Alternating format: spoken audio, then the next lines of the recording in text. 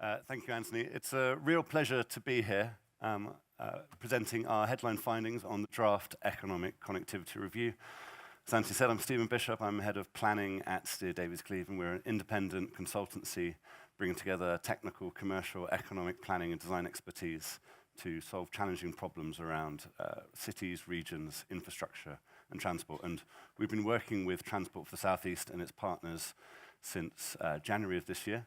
And I'd like to take you through in the next 20 minutes some of our headline findings.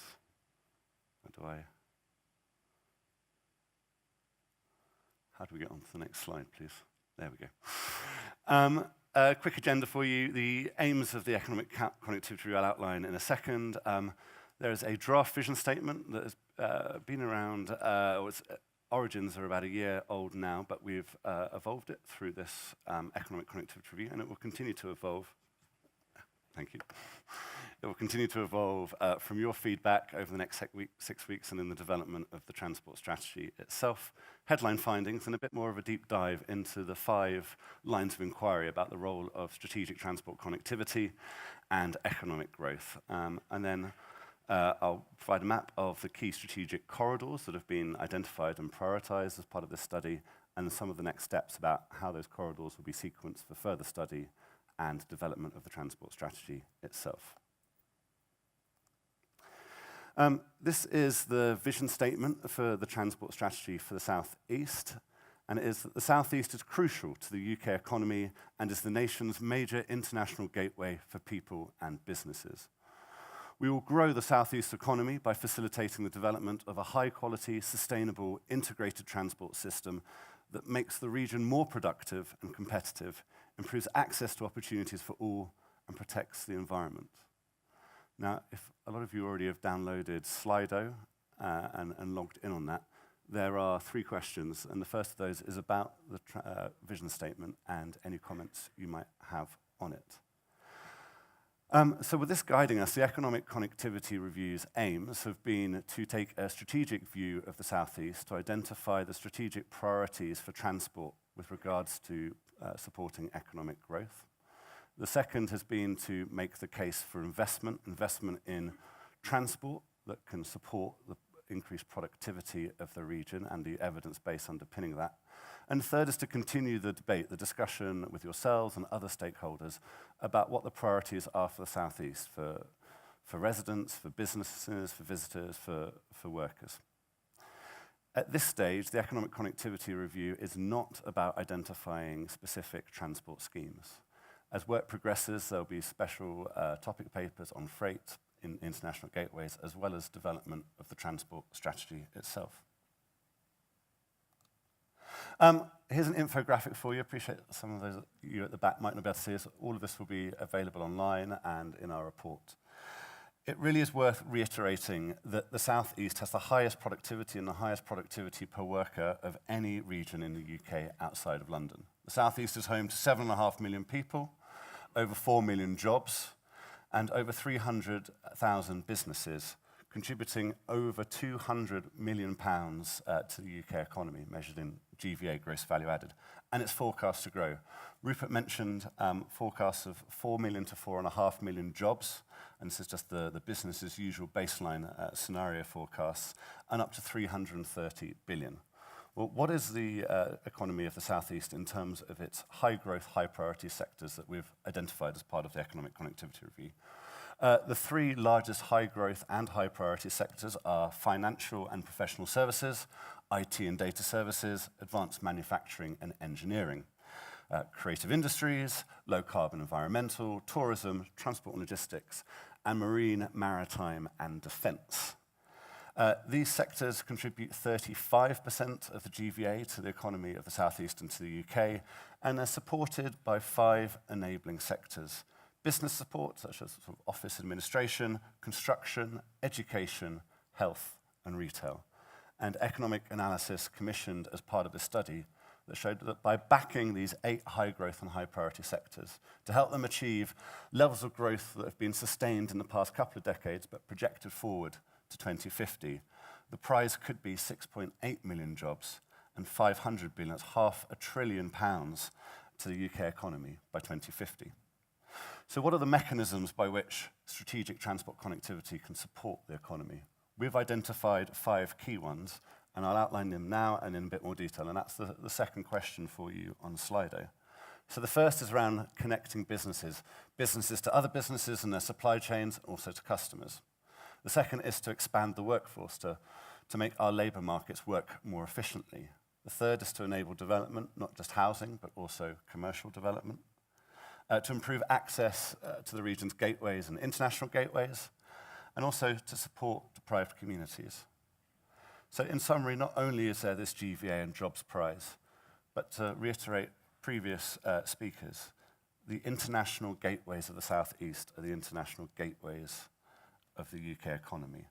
It is so important that the South East can continue to trade effectively, and our ports and airports support that trade. Up to 800,000 homes have been identified in local plans across the region, homes to be delivered by the early 2030s. But this could be just a half of the total number of homes delivered by 2050.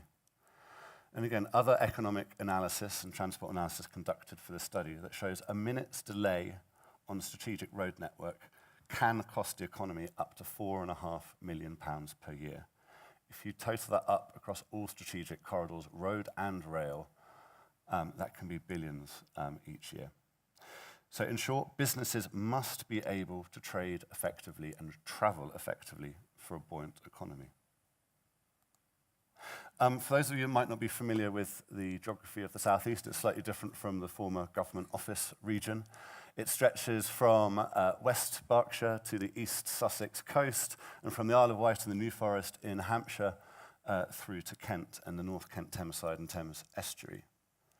It has some of the country's largest urban areas spreading through Reading, Portsmouth, Southampton, Brighton Hove, Ashford, and is interspersed by two national parks, South Downs National Park and the New Forest, 4 areas of outstanding natural beauty, and lots of other rural and greenbelt areas. It has a long coastline with fantastic coastal assets, ports of Dover, Shoreham, Littlehampton, Newhaven, Port of London, Dover, Portsmouth and Southampton.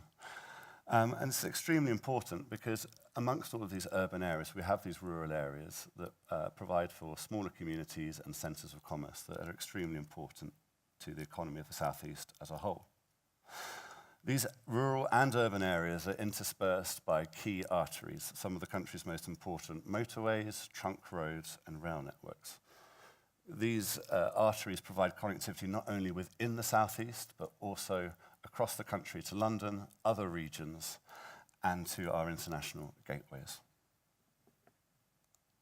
Rupert mentioned the local enterprise partnerships. We've worked very closely with Transport for the South East, the 5 local enterprise partnerships, Thames Valley Berkshire, Enterprise M3, Solent Coastal Capital, and the South East Local Enterprise Partnership.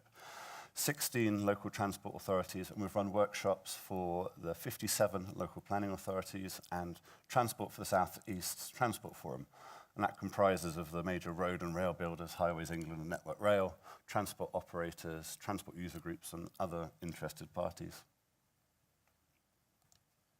So, a bit more of a deep dive into these 5 areas of inquiry about strategic transport connectivity and economic growth. The first of these is increasing business connectivity. This map provides some of the spatial distribution of the real clusters, the real specialisms. There's no doubt that across the South East there is national, if not international, competitive advantage in these sectors and the ability of the UK to be able to trade effectively and grow. So we start with IT across Reading and into Surrey and parts of North Hampshire. That's where the real specialism. So the importance, for example, of the M4 corridor and Great Western Main Line, access to Heathrow, as well as access to London and other markets. Marine, maritime and defence, building on the assets of the Solent, the Royal Navy based in Portsmouth, for example, coming up the M3 and A3 corridors and South Western Main Line, as far as where we are here today, and the important aerospace and defence assets that are here. Moving further around, advanced engineering and manufacturing, again in an arc around the southwest quadrant of the M25. Again, access to international gateways and to London, extremely important. Financial and professional services, lots of headquarters, not just regional offices, but UK and international headquarters found in Surrey, as well as in the corridor running from London down through the Gatwick Diamond to Brighton and Hove and the Sussex coast. The importance there of international connectivity, as well as the A23, M23 Brighton mainline corridor. For transport and logistics, unsurprisingly, lots of concentrations of businesses and jobs around the southern arc of the M25, proximity to major economic hubs, London, gateways, but also the A2, M2 and A20, M20 corridors down to the Eurotunnel terminal and to Port of Dover. There are three other important high-growth, high-priority sectors: creative industries, low-carbon environmental, and tourism. Probably some places are better known to you than others, but our evidence showed that there was no spatial concentration there, and important businesses and operations can be found across the southeast. So, identifying those key corridors that support our businesses the most. Unsurprisingly, M25 and those radial corridors to and from London, but also important, the A34, for example, and the A322 Waterloo to Reading line, North Downs line, and the M27, A27 corridor across the south of the country. Could I possibly get some water, please? Thank you. But congestion is forecast to get worse on most of these corridors. There isn't a single one of those strategic corridors that I showed you, but these are the Department for Transport's own forecast to 2040, with delivery of the transport schemes in the Road Investment Strategy to 2020. The black links are severe congestion, and the red links are regular congestion. So if we compare those two maps of the strategic corridors for businesses to function with that, there are serious problems. Investment in both road and rail in an integrated way is essential to support our businesses. Thank you very much.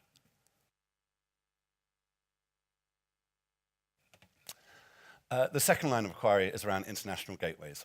I've already spoken about the importance of our international gateways to not only the southeast but to the UK. You've heard interesting statistics about bananas, but we have some more for you. Again, the international gateways, and here are the corridors, the key corridors to access those gateways. Again, it's not just the M25 and the radials from London, but also north, south, and east-west corridors providing further orbital connectivity. The Port of Dover, for example, support 1/6 of all UK trade goes through the Port of Dover, 98 to 99% of that travelling to other EU member states. Last year, when there were terrorist incidents in France and border controls were heightened, the average processing time of a heavy goods vehicle increased from 2 minutes to 4 minutes. This resulted in an 18,000 vehicle tailback from Dover towards London. The Port of Southampton is the only deep sea, it's the only port capable of being accessed by deep sea container vessels on the south coast. And 840,000 vehicles pass over the quayside there, coming from manufacturers such as BMW Mini in Oxford, Honda in Swindon, Jaguar Land Rover in the Midlands, and Nissan in the Sunderland, further emphasising the importance of the region's ports and airports to the UK economy. I think Rupert mentioned about the number of air passengers per year from Heathrow, Gatwick, and Southampton. That's 45% of all UK air passengers. It's also 45% of all UK freight, and 31% of all non-EU trade passes through Heathrow. So understanding these linkages to international gateways, surface access, but also understanding ports and airports as major employers, not just within the airport, but the supply chains for the airports and other businesses that want to locate close to international gateways for the benefits that are derived. The third line of inquiry is around improving labour market efficiency, helping our businesses to operate, to function on a day-to-day basis, but also supporting their growth. Various people have already mentioned London. This map shows the journey to work area of London. Unsurprisingly, those areas that are closest to London have the highest number of trips, but not only to inner London, but important relationships with outer London, and those are reciprocated, as I'll show you in a minute. Almost all of the transport for the South East area is within London's journey to work area, apart from perhaps parts of the Solent and Sussex coast and parts of East Kent. Possibly we're seeing the benefits of High Speed 1 as well, infrastructure opening up parts of North Kent, Thameside and East Kent to access employment opportunities in London. And there are also high concentrations in certain locations outside of the immediate periphery of London. So Hazelmere, Haywards Heath and Burgess Hill, Sevenoaks, for example, parts of Brighton, they have very high commuter flows to London. Now in a bit more detail, there's Kent and Medway and the journey to work areas of its major economic hubs. Relatively self-contained, but I think this also emphasises an important role of the strategic corridors and not only providing long-distance movement, but also shorter distances within urban areas and between urban areas within sub-regions.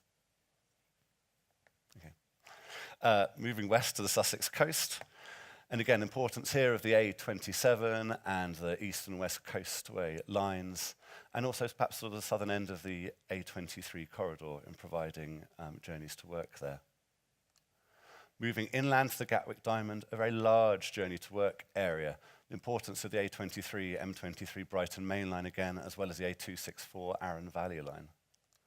Moving further west to Solent and Hampshire, very large flows within urban areas and between urban areas here. Importance of the M27 West Coastway Line and perhaps the southern stretches of the M3 and the southwestern main line there with Winchester. Then up to Thames Valley and Surrey and northern parts of Hampshire, very polycentric nature. Again, importance of the radial routes into London, but north-south corridors as well, A322, Waterloo to Reading line, and the A34 and cross-country line there. And I should also said on the Solent, important of the Isle of Wight and connectivity across the Solent there to feed the businesses of Southampton and Portsmouth.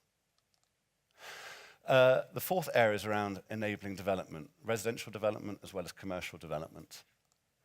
This map shows all locations that are forecast to have 500 or more homes built by the early 2030s. It's all contained within local plans, or built up urban areas that are going to have more than 500 homes. Very large numbers across the region, 800,000 homes by 2030 alone. I think it really stands out the ambitious plans for the Solent, for Southampton, Portsmouth, urban areas in between there, and along the Sussex coastline from Chichester to Brighton and Hove. Gatwick Diamond, very large forecasts, as well as particularly the North Kent Thameside, particularly around Dartford and Gravesend. Now looking at commercial development, some very similar patterns, particularly around the Solent, North Kent Thameside again, and quite a lot of development dotted around the area, but particularly standing out, I think, Basingstoke and Reading's ambitions there. Again, I'm going to bring up this map again of the Department for Transport's own forecasts of the road network by 2040. Now, obviously, these forecasts include a lot of this development, but in terms of acting as an incentive to development, really the region and the government needs to have an integrated plan for transport, not just for road, but for rail, for other modes, and actually not just for transport infrastructure, for digital mobile connectivity, and also around skills, for example, higher education, research, innovation, and other areas. The final line of inquiry is about supporting deprived communities. Yes, the South East has the highest productivity and the highest productivity per worker of any region outside of London, but it also has large pockets of deprivation. It's a map from central government. This is at local planning authority level. So I think every community has pockets of deprivation that this map doesn't show. But at a strategic level, there are a number of authorities that are in the bottom 30%, the most deprived communities. Isle of Wight, Portsmouth, Southampton, Hastings, Shetway, Thanet, Medway, and Slough, and a couple of others. As parts of the southeast economy reach full employment, being able to effectively distribute resources about bringing those communities and those individuals furthest away from the labour market into the labour market are incredibly important. Now, also emphasises the importance in integration with local transport as well. making sure that lower cost, more sustainable alternatives provide the accessibility to jobs and employment opportunities, to skills, to other key services, and the first mile, last mile connectivity to the region's rail network. So, in summary, I'm bringing you back to this infographic. Highest productivity outside of London, 8 high growth, high priority sectors. The ports and airports of the Southeast are those of the UK. And in a post-Brexit world, the ability of these ports and airports to operate effectively, and for surface access, and for the businesses of the Southeast to trade and operate effectively are paramount, as well as alleviating housing pressures across the region. Here is a summary of all corridors. There are 23 corridors. Based on your feedback today and over the next 6 weeks, and ongoing analysis by us, these corridors will be sequenced for further study.